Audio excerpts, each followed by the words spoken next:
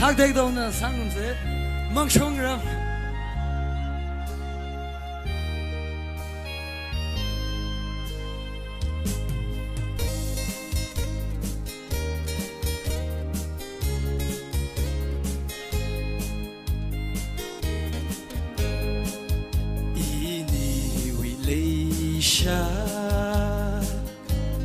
mong sông râm ly sớm cấp phăng thai lấy truy khang bán tha đờ hun khơ ma hao ini lấy xa mà chỉ buồn vì ngỡ rốt sơ ninh cho mơ tay sáng khơ vai nơ mơ hợp mi lùi ngỡ rốt sơ ninh cho khơ vai nơ nơ lì sầm gơ phơn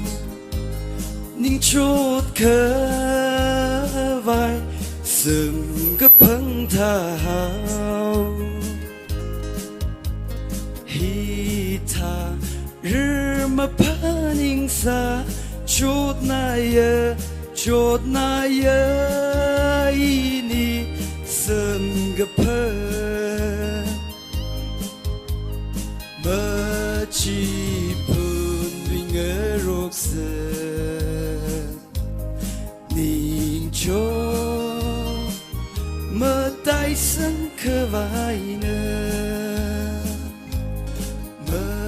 hợp mi vì ngỡ rốt sơ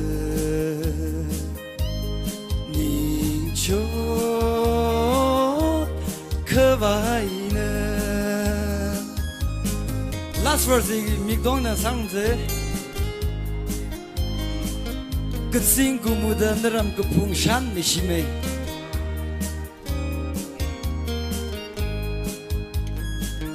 cái sinh của mùa đơn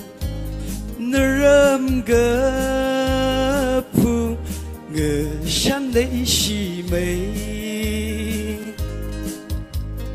cái thà nam xa lùi bài ini wi lấy cái shi vợ mà hận lùi bài mà chỉ phun lùi ngỡ rốt sơ